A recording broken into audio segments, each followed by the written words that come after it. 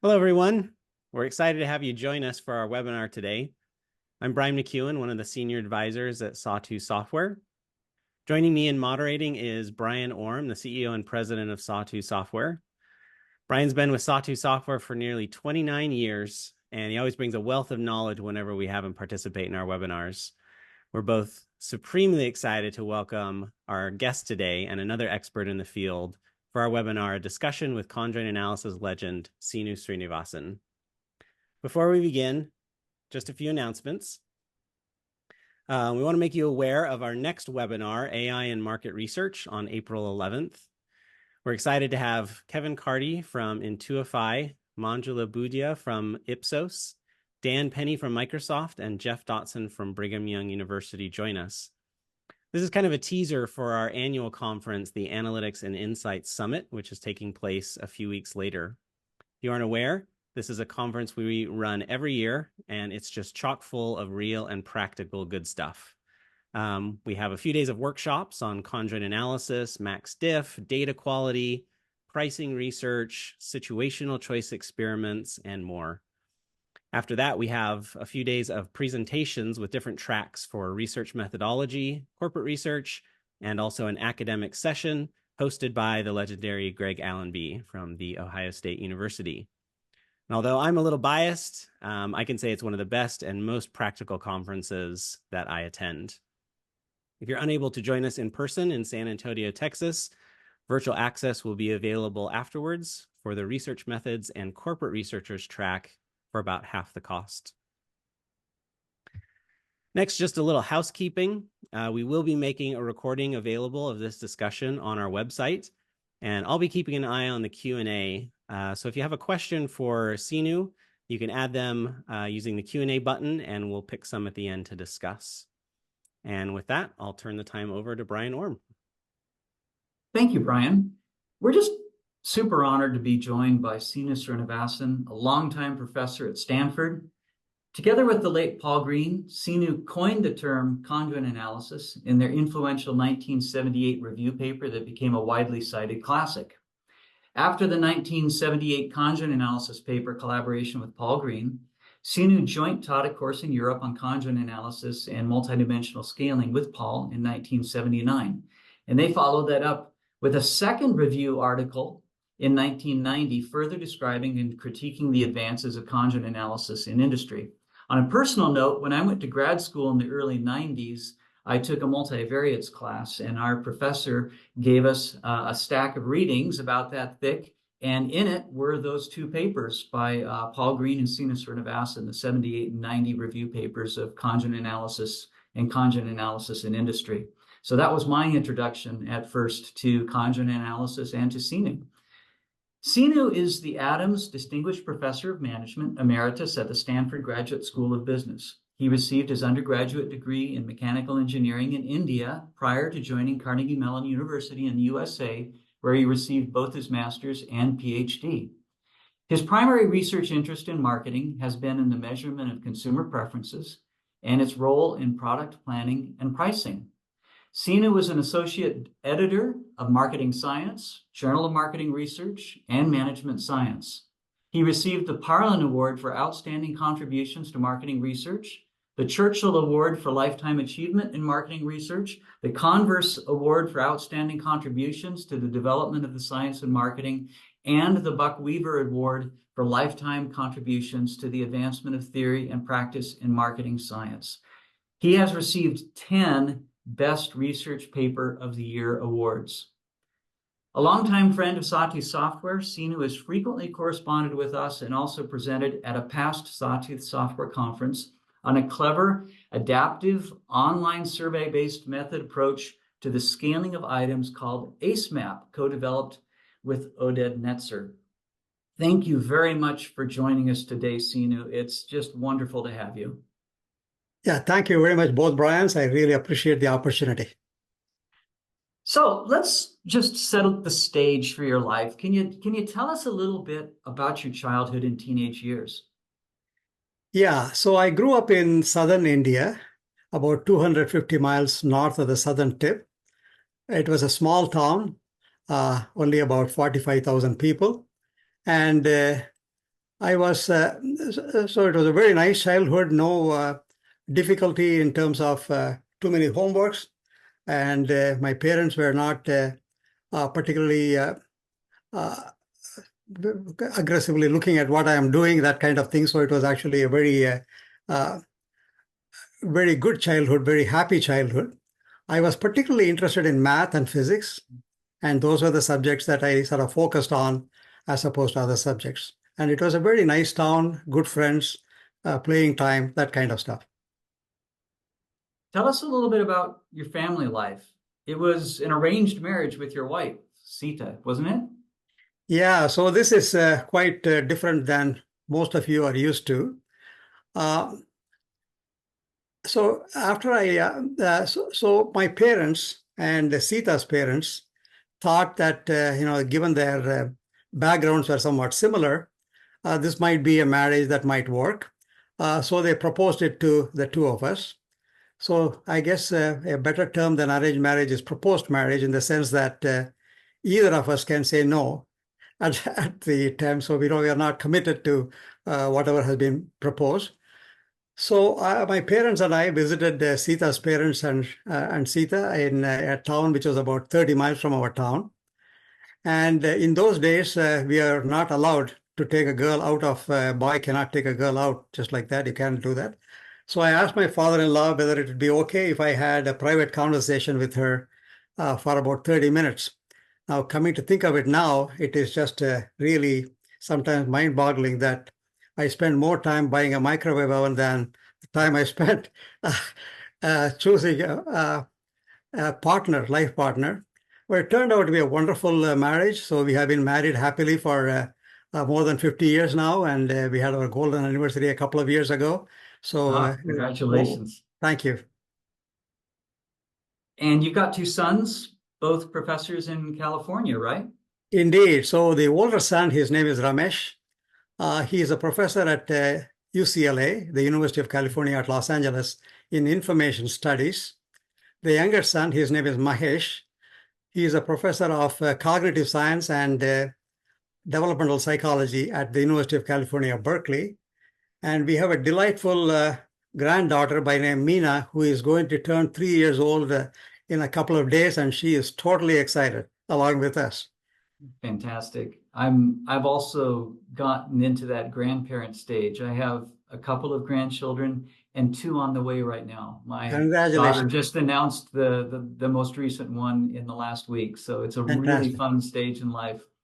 So for your undergraduate degree in mechanical engineering, I heard that you graduated top of your class. Yeah, so this was the Indian Institute of Technology in Chennai. It used to be called Madras in those days. So these are different branches of engineering. I was in mechanical engineering, but there is also civil and electrical and so on. So I was the top student in the entire program, in the whole institute. So this is called the President of India Gold Medalist. So it was a hugely lucky thing to have happened to me. I have very much treasured that. So how did you come to arrive at Carnegie Mellon in Pennsylvania? So I worked for a couple of years after my undergraduate degree in IIT Madras. I went to Bombay. In those days, it is now called Mumbai. Worked for a company called Larsen & Toubro in the switchgear division. I was in the production planning side of the business. And we were using concepts such as the economic order quantity, which is a term in operations research, also in industrial engineering. So I thought I should learn more. So I applied to several colleges in the US. And unlike now, it was very difficult in those days to get foreign exchange. So unless you had somebody provide some support, you can't come to the US, really. So luckily, my older brother was a student at Dayton, University of Dayton in Dayton, Ohio. And he was able to provide some funds. And Carnegie Mellon and only one other school, namely University of North Carolina at Chapel Hill, provided some funding for me. So that's why I ended up at Carnegie Mellon. So it's kind of interesting because I started in the master's program, and that was always my intention, to just do a master's in industrial administration, called business administration maybe, and afterwards go back to my company. And they had given me a couple of years of leave of absence. And they told me, when you come back, we'll put you in a higher position. So I was all set. Fortunately for me, and it's kind of at the end of the first semester, it turned out in an operations research course, there was a numerical problem in which some students got one answer and some other students got a different answer. And theoretically, there can be only one answer to this question. So I figured out why we are getting these two different answers, and then went to my professor and told him, this is what's happening. And, we should really solve this problem and sort of take forward. And my professor said, you need to be in the PhD program, not in the master's program. And that's how I got switched to the PhD program. Okay, now I want to take you in the direction that starts your thinking about conjoint analysis. And that, I think, starts with your collaboration, your friendship with your roommate, Allan Shocker. First, how was it that you two became roommates at Carnegie Mellon? Yeah, Allan Shocker is a dear friend. Unfortunately, he passed away some 7 years ago, very dear friend. So Allan had already finished his qualifying exams, if I'm not mistaken, by that time at the Carnegie Mellon, but he didn't finish his dissertation. Instead of doing that, he had taken a position at Cornell University, and his dissertation was not proceeding at all. And so he decided to come back. And so he asked me, would you be interested in rooming with me? And so I said, absolutely, why not? And so that is how we started rooming together. Later on, I found out actually many years later that Allan told me that, it was not an accident that I happened to be rooming with you. I actually asked a professor as to who is a very studious student, and that professor recommended that I room with you. And that is how I ended up being a roommate with Allan Shocker. So did you develop LINMAP with Allan in response to this question he had about multi-attribute preference in marketing? What kind of problem was Allan trying to solve, and how did you guys get into the LINMAP discussion and development? So Allan was actually doing a PhD in organizational behavior, if I'm not mistaken, but he was very much interested in marketing.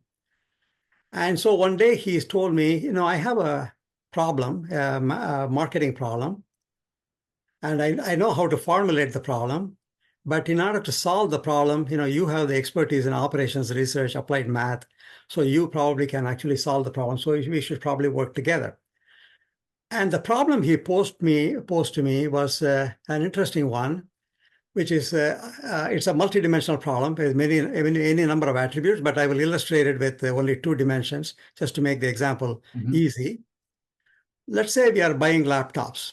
Consumers are buying laptops. And let's say there are 2 dimensions. One is the size of the laptop. So, is it 12 inches, 14 inches, 16 inches, that kind of thing. And the other dimension is up north is, for example, the y-axis, more features, higher price. And the lower end of the y-axis is fewer features, fewer good features, and the lower price, very low price. So you can think of a consumer as having an ideal point. In other words, if there are multiple products available to the consumer, and if there is one product which happened to be located exactly at the ideal point of that consumer will buy that product.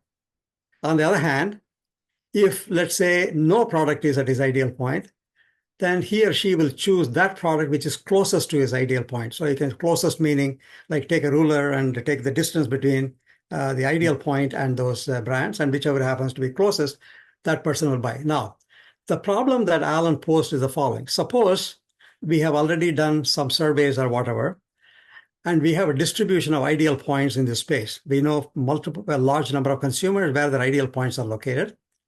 We also know where the current products are located in the space. Given that, where would you locate your product? Suppose I'm a new company coming into this market, where would I locate my product? Now, it turns out this problem can be framed as what is called a nonlinear mixed integer mathematical programming problem. But instead of solving that problem, so I told Allan, how do you know that these 2 dimensions are equally important? You are talking the ruler distance. Maybe the y-axis is actually more important. And not only that, for different consumers, there may be different importance they attach to these two dimensions. So we need to first figure out what these weights are, the importance that they attach, as well as the ideal points. So let's first solve that problem, and then we can come back to the problem that you posed. And that is how we got started on this so-called linear programming approach. And just to give you a sense of it, it's actually a pretty neat idea. Suppose I give you a paired comparison of two products in this multidimensional space, and you tell me that I prefer A to B. And when I give you another paired comparison, C to D, you say that I prefer D to C, and so on. Now, each of those paired comparisons gives you a mathematical inequality saying that the overall preference for product A is greater than that of product B. In other words, the distance from the ideal point to A is smaller than the distance to the second product, because the smaller the distance, greater the preference. And likewise for the other pairs. So you can solve this mathematical inequalities. It just turns out that this can be solved by a mathematical technique known as linear programming. So that is what we started out with, saying that suppose the data we have in paired comparison form, we can formulate this problem as a linear programming problem and solve it. And we had two research papers, both in Psychometrica is the name of the journal, where we published this work. Now, just towards the end of that second publication, we came to know of conjoint analysis, because there was a paper by Paul Green and Vitala Rao on that. So it turns out in a 20-page paper, we have like 2 pages towards the very end of the paper saying, listen what, this method we have developed can also determine the Portworth functions for the conjoint problem. So that was our introduction to conjoint. So you're working on this with Allan in roughly 1971, right? Yeah. And simultaneously in 1971, this Green-Rao paper comes out called Conjoint Measurement. And interestingly, so there's 2 different groups.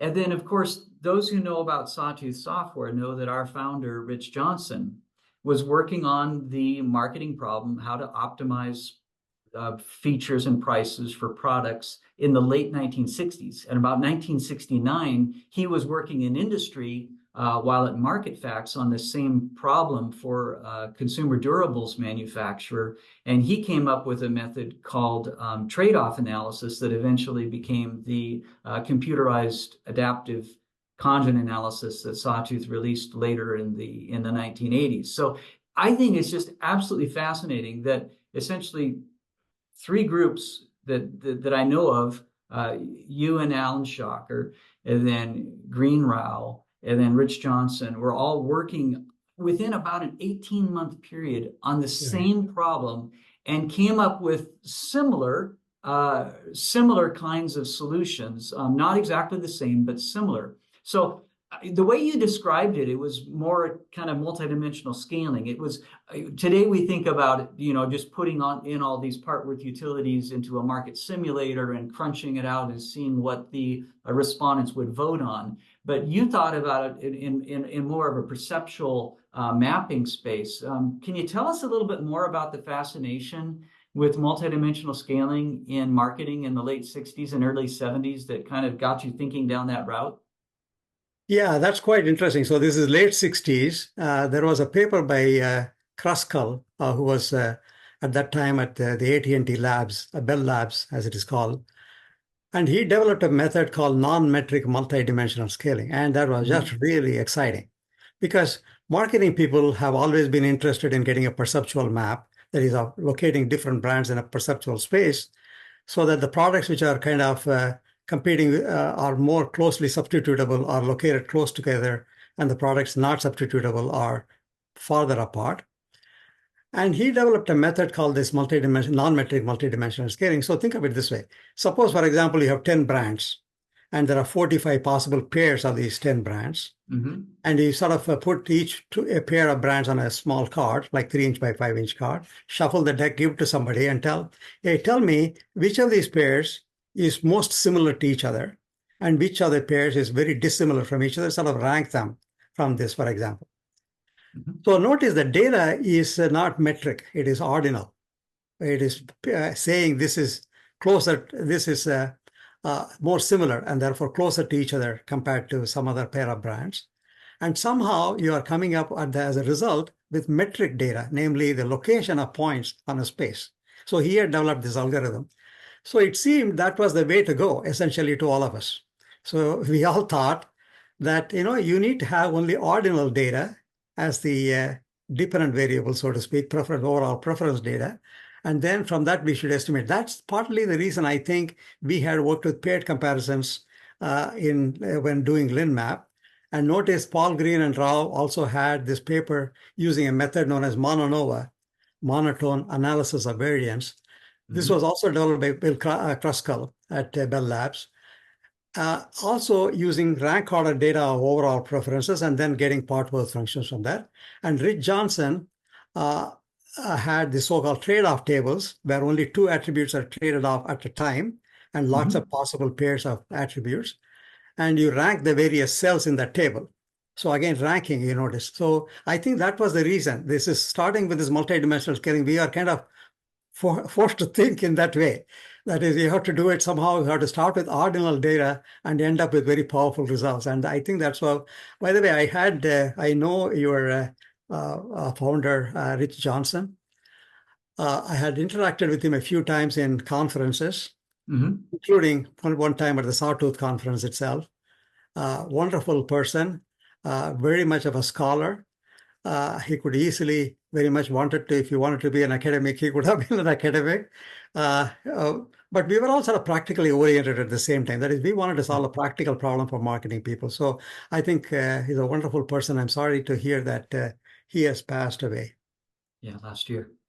So I find it interesting that in the very early 70s, you guys were thinking about ordinal data and how ordinal data could be put into algorithms, measurement algorithms such as LINMAP or MONANOVA to produce metric utility information that could be used to predict preference. And then in the decade that followed, as researchers following Paul Green's and Rao's 71 paper on full profile conjoint analysis, they quickly started turning to ratings-based, on a 10-point scale or on a 100-point scale or on a 5-point scale, how likely are you to purchase this profile, that profile? Because I think it was viewed as an easier way to interview respondents, particularly over computers as it eventually became, than original rank order of pairs or rank order of a deck of 18 conjoint profiles. But over the last about 25 years, we've gone back to ordinal data, either pairwise choice, or the extension of that would be the choice out of triples, the choice out of quads, the multinomial logistic extension of the logistic model that Dan McFadden worked out in the early 70s.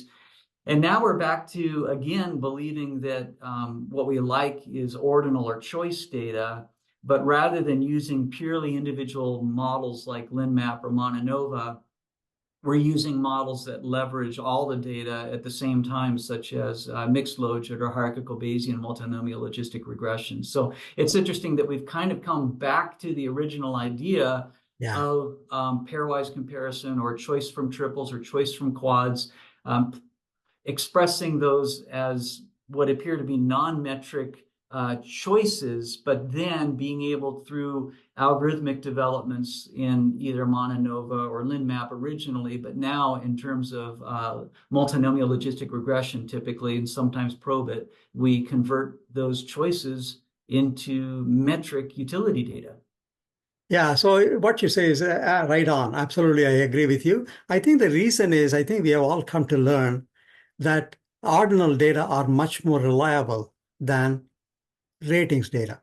So in other words, if I do a test retest, I collect data from you today and I collect data from you 2 days later without telling you that I'm going to come back to you, and then see what's the correlation between the data 2 days ago compared to today, we find that the reliability of the data is much better with rankings data or ordinal data or choice data as opposed to ratings data. I think, so I'm glad we have come back to that, but we kind of in between, as you correctly pointed out, went back into the ratings and then came back out again. Yeah, and ratings also, people use ratings differently. If you're a German, you use ratings differently than if you're from India, for example. Mm-hmm. And also, we just don't know how to, it's hard to know how to convert a 7 or an 8 on a 10-point scale, or a 3 or a 4 on a 5-point scale. How does that relate to actual likelihood of choice? Whereas if we stick with pairwise comparisons, or choices from triples, choices from quads, we have some nice error theory in there that allows us to predict probabilities of choice from that without having to try to make up some sort of mapping between a rating scale and a likelihood of choice. Indeed.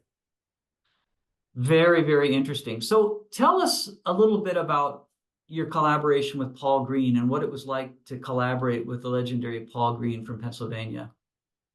So that was really interesting. The first time I met him was back in 1970. I think he had come to give a talk at Carnegie Mellon. Mm-hmm. That was not on conjoint, but something else. I think it was on multidimensional scaling. And I just briefly met him. I was just a student there, so I had no particular standing compared to somebody legendary. I mean, by the way, Paul Green is probably the best market researcher of our generation. There is no question in my mind. And in my mind, there is also no close second. So he just stands by himself. And so just a tremendous person. So after I got my PhD, I took my first position at the University of Rochester, and I kind of took a daring step of asking him, can you please come to my school and give a talk in my class? And surprisingly, he agreed to that. So I thought, oh, okay, there is some, he seems to like me for whatever reason, though maybe they work on LINMAP or whatever. And so he came and gave a talk. And then that led to the first review paper. Briefly, I should also say that he tried to recruit me to the University of Pennsylvania to Wharton. And I guess I was seduced by the sunshine of California. And so I ended up at Stanford instead. But he didn't hold it against me. So we went on to write that first review paper in 1978. And then I went to Belgium. This is in Brussels, at the European Institute for Advanced Studies in Management. And there was just a lot of interest in Europe about what was happening in the US in terms of multidimensional scaling and conjoint analysis. And so they said, can you guys hold a workshop or something so that people can learn what's going on here? Mm-hmm. So I invited Paul to come to Europe. And again, he agreed very kindly. And we spent 3 glorious days together in Brussels with a pretty large size of European researchers. And so I got to know him that well. He is a very wonderful person to be getting along with. I think he's a relaxed person. I know he plays piano. I haven't heard it myself, but I did not know that part. And he came and played piano at a Sawtooth software conference in one of our receptions. And wow. He was also a skiing buddy. He would go skiing with Rich Johnston in Idaho. So I had a chance to listen to him play before he passed away. Okay, wonderful, wonderful. I'm sorry I did not, but he is, the very interesting, only major difference between the two of us is that in this, for example, writing the 1978 review paper, I would have sort of done some version of it and then sent it to him. In 3 days in Federal Express, I will get a thing saying that his corrections are all done, typed up and everything, and then they come back to me. The thing is, unfortunately for me, it will take another 3 weeks to get my next version done. Because unfortunately or fortunately, I happen to be a perfectionist to some extent. It comes from my father, I think. So it'll take me a long time. So the same thing will happen. I will send it again. He'll send it back in 3 days. I'll take 3 more weeks. But that is how we completed both review papers. But he was a wonderful person to work with. Let's talk a little bit about some of your work on willingness to pay research. Yeah, so this is research initially done with my former doctoral student, and Eli Ofek is his name. He is currently a chaired professor at Harvard in the business school in marketing. And what we did is that suppose we have data on a large number of consumers, let's say, for example, using choice-based conjoint, and we have their part worth functions as well as all that data we have. Can we somehow theoretically determine what the market willingness to pay for an improvement in an attribute? Technically, the better word is market's value for an improvement in an attribute value. Market's value but you can sort of think of it as market willingness to pay for an improvement in an attribute. So we developed a mathematical formula. The main advantage of that formula, there are lots of interesting insights that come from that formula that they are interesting. But in addition, one of the advantages of it is that you don't need to do using a choice simulator. Also, you can get market willingness to pay. In fact, Sawtooth has a white paper, I believe, on that topic. The only problem with using choice simulator, as we all know, is that choice shares are not the same as market shares. And so in some type of applications, such as the legal context, which I will get to in a few minutes maybe, if you go to a jury and tell them that these are the choice shares I get of the current brands, which are completely different from the market shares, you lost credibility immediately. You can go on and tell why choice shares are not the same as market shares and all of that, but then the opposing attorneys will keep hitting you over the head saying that, these have no resemblance to the market shares. Why should I believe you that the market willingness to pay you compute that way is the same as a market willingness to pay if somehow you could get the right market shares? So I think that's one of the main advantages of this formula. It sort of gets out of that frame, and then it gets a mathematical formula to derive it. That's one advantage. The second advantage, as I told you, was an insight, a lot of interesting insight. One simple insight, let me say. For example, the answer to the question of what the market willingness to pay for an improvement in my product attribute is different from the same question if another brand manufacturer was asking exactly the same question. Exactly. Yeah, whereas, initially it would seem that it's the same. It is not the same. And that insight comes from this formula also. So we developed that formula. And one of the great advantages of this formula is that if you derive market willingness to pay using this formula, if the market willingness to pay is greater than the incremental cost, marginal cost of improving that attribute, then you will make more money. The company will make more money. Whereas if it goes the opposite way, that is market willingness to pay is less than the incremental unit cost of making that improvement, then you will actually lose money. So this turns out, as you can imagine, very important for manufacturers. So you came to our conference a few years ago, and you talked about a methodology called Asmap. Tell us a little bit about that and what got you thinking down that line. Brian, if you don't mind, can I just go back to that legal case, because I think sure. Wrap that one up before we talk about Asmap. Your readers will be quite interested in that, and then I will get to Asmap, definitely. Yes, I skipped ahead. So what was happening is that I have been an expert witness in a couple of cases, and I'll explain one of those cases, which I think your audience will find it interesting. So we all have smartphones, and we get notifications on those smartphones. It turns out a company called Simple Air had a couple of patents of a more efficient way of sending these notifications to users. Without going into the technology itself, let me just say that if you use this technology as implied by these patents, then your battery in your smartphone will last longer. Whereas if you use the old technology, then the battery will not last as long. So that's the main advantage. So the improvement essentially in terms of the result to the consumer is that the battery will last longer. We can calculate how many more minutes it will last and so on. So one of Simple Air and their legal team asked me, can I determine what the market's willingness to pay for the improvement in battery life as given by as a result of these two patents?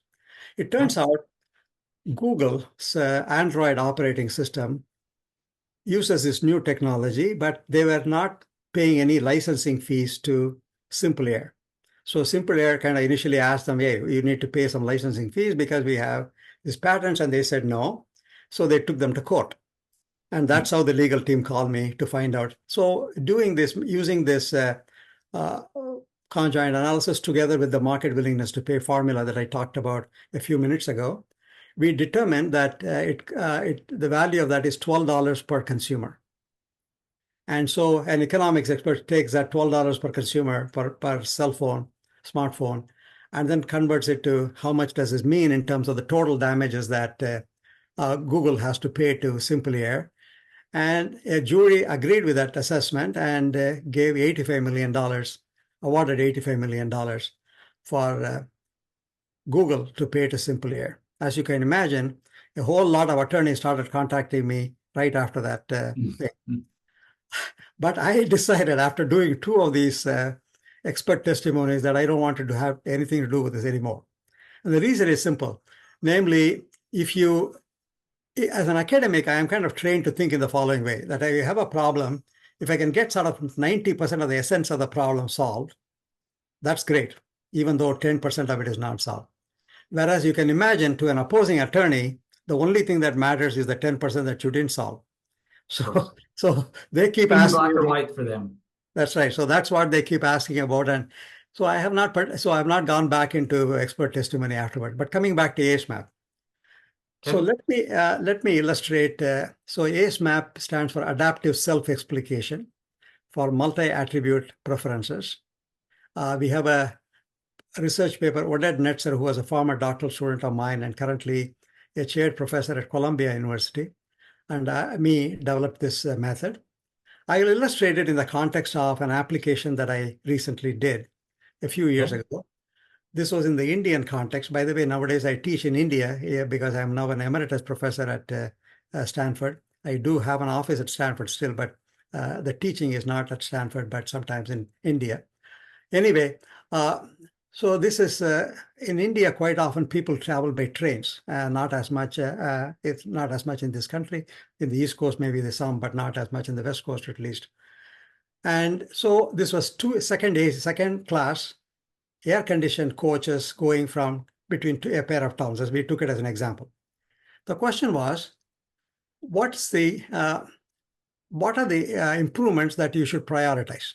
So the question was improvement, and you can imagine that Max Diff can sort of answer this question also in terms of what are the improvements, which improvement is more valuable, etc. So we did initially a qualitative study asking 100 travelers by these trains, as to each of them to suggest 3 improvements that they think they can make to this service. We then collected over the 100 people, 18 or 20 of those improvements that was mentioned by at least 3 people. So there are 20 improvements. And the way Asmap works is like this. You take those 20 improvements, put it into 2 buckets. The more valuable improvements and the less valuable improvements. Okay. And secondly, then you take each one of those buckets and rank them from the most valuable improvement to the least valuable improvement. You do the same to the other bucket. And so now you have a full rank order of all the 20 things. Then it asks some questions using paired comparisons, because again, as we talked earlier, paired comparisons are a much better way of getting the data. It'll give you only 2 improvements and ask how much more valuable is this improvement compared to the other. There are 2 bars across from you, which are adding up to 2 bars adding to 100%, so to speak. Okay. So one may be at 75 and the other one is 25. So if you move one bar to 80, the other one automatically moves itself to 20. So by using an adaptive method, so the paired comparisons are very carefully chosen based on the answers to the previous questions. Yes. It turns out that with only 13 paired comparisons, even though there are 20 improvements and there are 190 paired comparisons, with only 13 paired comparisons, we can get accuracy to 5%, within 5% error, so to speak, of things. So that's the method that we developed. The twist that you might find interesting, because you gave a webinar some time ago, is that we did the study with a lot of travelers, over 220 travelers or something, going between using, and we found out what is the improvement they attached to these 20 improvements. Then we turned around and went to the railways officials and asked them, hey, I want to ask you to answer the same question now, except I don't want you to tell me how valuable these improvements are, but tell us how costly is it to make each of these improvements. But exactly the same Asmap technology. So we have, on the one hand, the value to improvements, and second, the cost of the improvements. And so you can take the ratio of value over cost, bang over the buck, bang per buck. Over the buck. Right. You can also put them in a quadrant, in a typical quadrant analysis, plot one way and plot one the other way. You can show it as a chart like that, or you can just take the ratios and then simply rank them. Bang per buck. Yeah, so that's that's an application of Asmap in the context of rating improvements. Nice. Let's with the last few minutes that we have before we get to Q&A, tell me what you think are the most important developments in conjoint analysis over the last 55 years. Yeah, so I can think of three major improvements, at least, I think. One is, of course, the introduction of platforms to do conjoint analysis, and yours being Sawtooth software being the most well-known of these platforms. I think there is a platform called Conjointly or something like that. And the big advantage of these platforms is that the cost of doing conjoint analysis has come down hugely, and you also hold these tutorials, you hold these conferences, you have books on this topic, you have so many white papers. And so the diffusion of this technology to market researchers all over the world has taken place. I think that's a huge thing, and that's the reason why some 30 to 40,000 commercial applications are taking place each year all over the world. I know it's taking place in India, in China, in South America, everywhere. So that's one. Mm-hmm. Secondly, I would say choice-based conjoint is, it turns out, particularly because we are gone to web-based interviewing, so the laptop is the medium of data collection. Or the cell phone. Yeah. The smartphone. So it turns out, or the smartphone, exactly. Yeah. So it turns out that the choice-based conjoint is kind of an ideal way of collecting data. So that's one thing, and it also has got some theoretical advantages. So that, I would say, is a second most valuable. But I think you alluded to this earlier. Namely, the problem with choice-based conjoint in the initial days was that you can get an aggregate one because there's not enough data at the individual consumer level. Right. But the introduction of hierarchical Bayes that Allan B. and Rossi introduced into the marketing research community, you are able to get individual level utility functions as well, because you're able to borrow quote unquote data from other people to make your data more accurate. Yeah. So I would say those three things as the most. And Train's mixed logit is widely used, particularly in the economics fields. Mm-hmm. And it produces results very, very, very similar to hierarchical Bayes multinomial logistic regression. So I kind of view those as very similar solutions that have been able to get us much more accuracy with less data, more sparse data at the individual level that comes from choice. Indeed. And so what do you think are the greatest challenges that we're facing today with making conjoint analysis work well and continuing to deliver quality results for clients who have real business problems? So the biggest difficulty in my mind is actually the web-based interviewing, which is the greatest advent at the same time. And the reason is people are not simply paying as much attention to the conjoint task itself as they used to do in the days when we did conjoint back in the 1970s and 80s, and maybe even 90s, let us say. In those days, we'll bring people to a central facility, and so we have their full rapt attention, so to speak, and people will pay a lot of attention to the task, and the quality of the data is so much better. So I think improving the quality of data, maybe by providing incentives related to the quality of the data that you get, may be one way of doing it. So that's one challenge, I think. The second challenge is there are some applications, not all, but some applications where the number of attributes have to be quite a lot. And you have ACBC, adaptive choice-based conjoint, which can take you up to about 12 attributes. The Asmap method that I talked about earlier can also take you into a larger number of attributes. So that's another challenge, I think, in terms of, at least for that type of applications, where the number of attributes is large, how to sort of handle that problem in an effective way.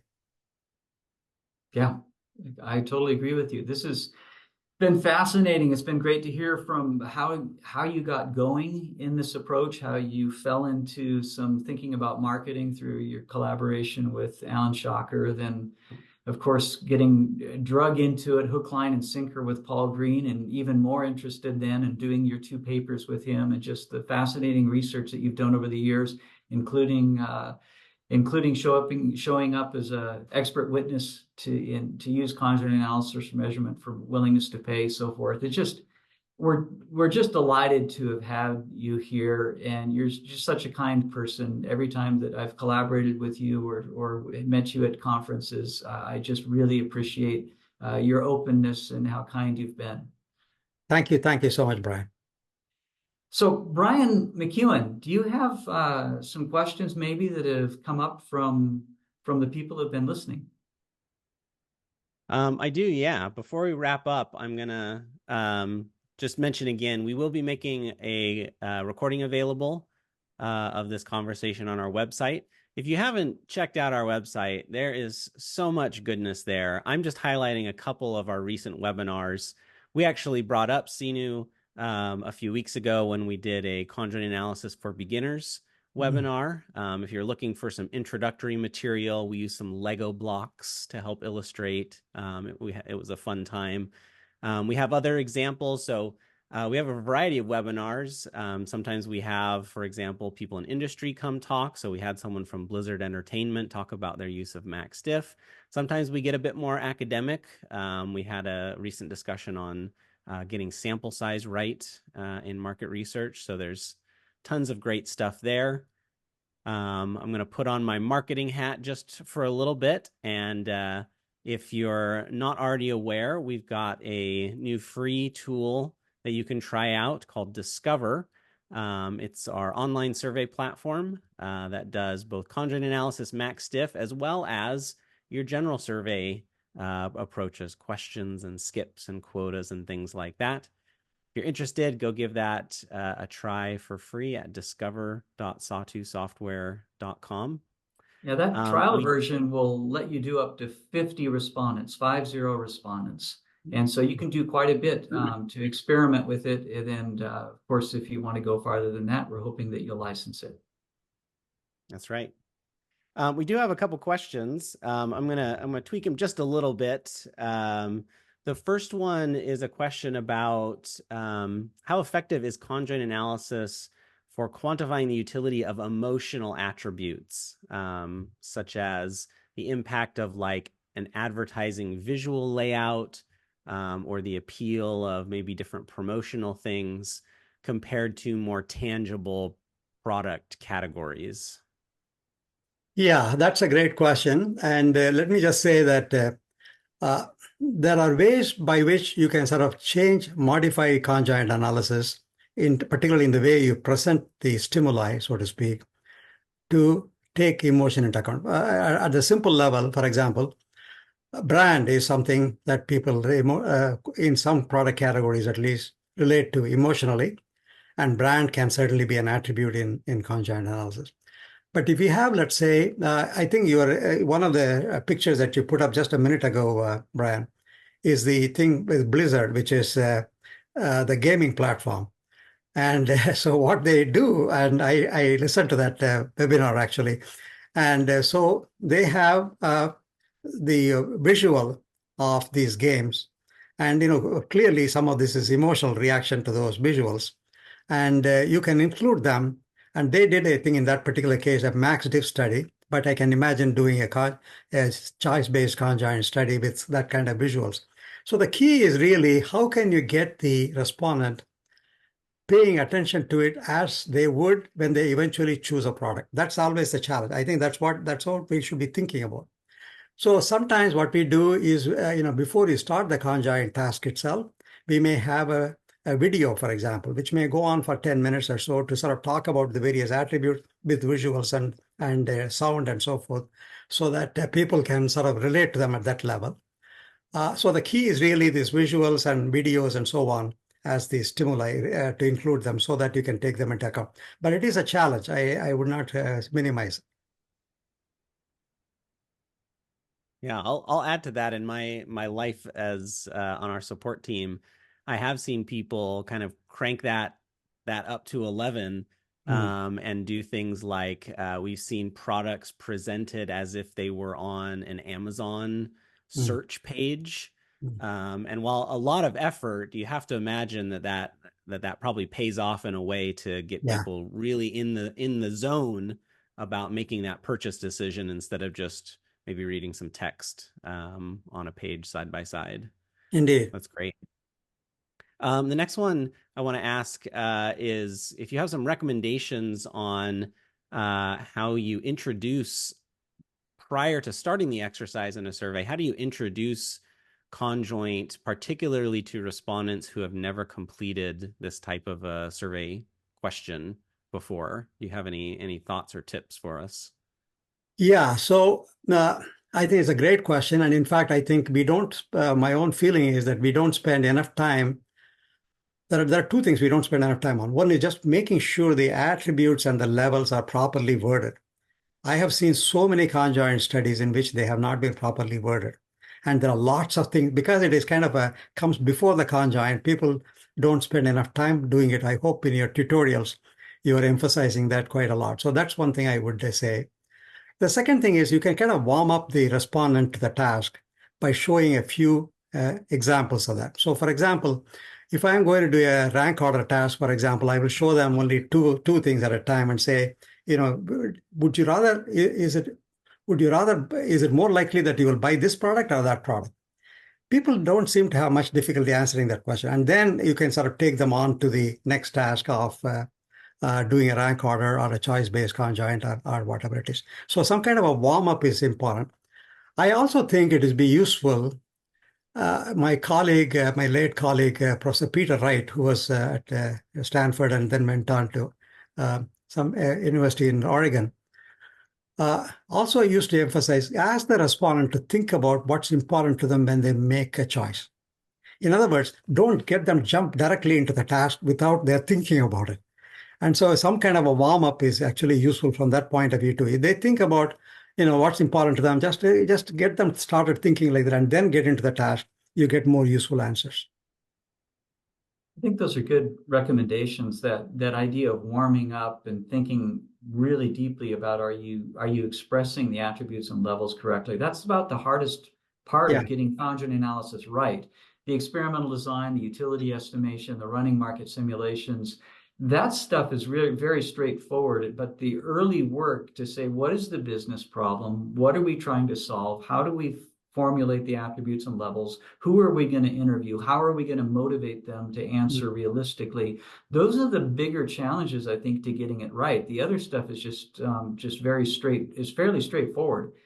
When you warm people up and you're saying, give them some example choices, I would think that you'd want to be careful about that, to not bias the results later. Maybe you randomize the features that you have them see in the warm-up so that you don't send this signal through that contaminates the later choices in a systematic way across respondents. True. I think that reminds me of one of the papers we had a couple years ago of someone talking about, you have to remind me the authors, Brian. I know you're going to know it off the top of your head. I don't know. Some initial questions about, it's like, how much do you agree with these statements? Like I always shop around, or I'm very brand loyal. That's Kurtz and Benner's presentation. That was their priming questions. And it was a semantic differential of this or that, or sometimes, we're calling it now a polar grid. Do you think more about, is getting a great price more important to you, or I don't care so much about prices? And it was a semantic differential, and it talked about 4 or 5 different aspects of making the decision. Your brand consciousness, your thoughts about price sensitivity, product innovation, and there was another element that I can't remember right now, but that was another type of warm-up task, like Seenu said, that gets people thinking about what is important to me as I go to make a decision. When I've made decisions like this in the past, in my past shopping experiences, what have I paid more attention to? And Kurtz and Benner found that those warm-up questions led to people making better choices, more consistent and more predictive of actual later market shares choices in conjoint analysis. And furthermore, you could drop them into the model as covariates and hierarchical Bayesian estimation and get a tiny little bit more additional improvement. That's great. I had a question here about hybrid conjoint designs. I'm not sure exactly what that means, but I'll pass that on to Seenu. Is that a topic you want to share some thoughts about? Yeah, this was kind of popular in the mid-80s, maybe I want to say. I think Paul Green and one of his colleagues did some of this work, where they will have some self-explicated questions. These are sort of simple, more like questionnaire type of questions, so I won't go into detail, because self-explicated questions, and then some conjoint type questions, and then putting them together. And you have in Sawtooth software platform, there is a technique called adaptive conjoint analysis, which is a hybrid methodology. Right. So it starts with that. That's a hybrid technique, for example. What we have found, surprisingly, is that they don't actually improve predictive validity compared to what we expected them to do. And so, for example, so that's the reason they have fallen in popularity in recent years. Thanks. Kind of related, we have a question about your impression of the multinomial logic model versus maybe some other different types of choice models. The question specifically says, are the supposed gains of other models worth the effort in fitting them? Yeah, so I think the multinomial logic is actually a very robust method, actually, robust model is what I have come to learn. Despite it has some assumptions which are not always palatable, but if you try to improve it by, for example, the multivariate probit, multinomial probit may be actually better theoretically in terms of the assumption structure and the assumption about the error and so on. But we don't find much of an improvement actually in going from multinomial logic to this. And the multinomial logic has lots of advantages in terms of deriving some results from it, such as the market willingness to pay that I suggested earlier. So my own feeling is the multivariate multinomial logic is here to stay. And except in some situations where there is a clear branch structure, so to speak, for example. So let us say you are choosing between gasoline cars or electric cars. And then if we are choosing gasoline cars, you are going to choose among these. And we are choosing electric cars, you are going to choose between these. And then there is a in between, these are hybrid cars, for example. And in a situation like that, I can imagine the so-called nested logic might be a better method to estimate the model. So if there is a clear branching structure, which is sort of very important. Whereas if you just study electric automobiles, there is no need to do this because you're already in the bottom branch, so to speak. Whereas if you're sort of looking at the broader question, which I think is currently an important question in the US market, because people seem to be not adopting electric technology as much as they initially expected it to, that may be a good thing to do. That's great. Well, unfortunately, we're out of time. We just want to say thank you again so much, Seenu, for taking time out of your day to come chat with us. I know for me, it's always so much fun to hear about the history and development of these type of methodologies, and I just love the anecdotes and people meeting and discussing and coming up with some really great things that have really benefited our industry over the years. So thank you so much, and thanks to Brian Orm for moderating and leading the discussion. And we will see everyone the next time around. Thanks. Thank you all. Thanks so much. Thank you all.